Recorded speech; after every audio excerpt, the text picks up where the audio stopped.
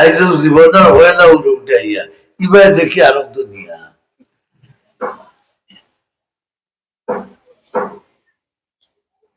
আমি আয়াত খান নির্বাচন করলাম ওয়াজুল্লাহকে ও কারণে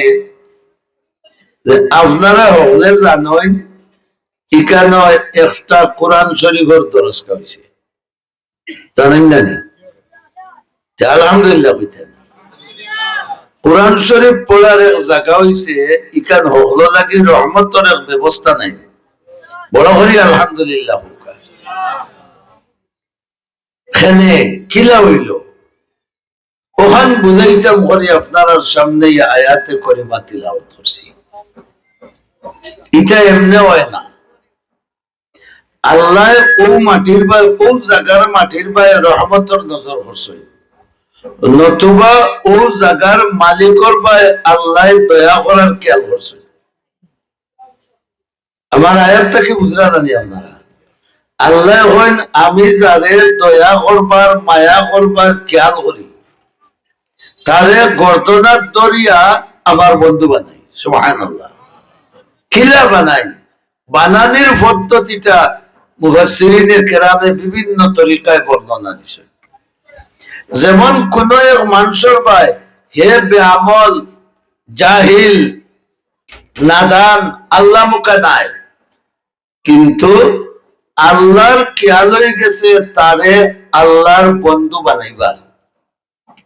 তখন আল্লাহ কিতা করেন, তার আদত বা অভ্যাস হইল এরে কোন কোরআনওয়ালা আল্লাহওয়ালার খান্দা লইয়া দেয়। ভাই বড় করে সুবহানাল্লাহ। আমি দুইটা দৃষ্টান্তই ব্যবহারে দিব, আপনারা বুঝবা। উমর রাদিয়াল্লাহু আনহুর নাম শুনছেন তো আপনারা? কয় নম্বর খলিফা রাসূলুল্লাহ জানেন না?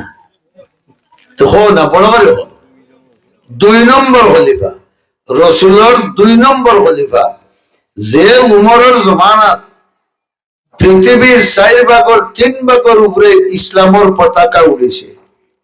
জোরে সুবহানাল্লাহ। মরার রূহ লইয়া ওয়াজ বইনা, জিন্দা রূহ লইয়া বইতা। এই উমর রাদিয়াল্লাহু আনহু যখন কট্টর কাফির আসলা, কাফির হল বৈশন রাসূলকে কিতা করতা ও নিয়তা মাতিরা। ওই সময় উমর তাগড়া জওয়ান জাড়া মারি উঠিয়া হইলা, আমি আপনার মাতুতিটা কোনটা বুঝিয়ান না, আমারে যদি আপনারা অর্ডার দেন এই মুহূর্তে গিয়া মুহাম্মদ ইবনে আব্দুল্লাহর খল্লা খাটিয়া আপনার কাছে আনিয়া দিব। নাউযুবিল্লাহ। আরো আস্তে খালি কোন নাস্তা উস্তা করিয়া হই পায়।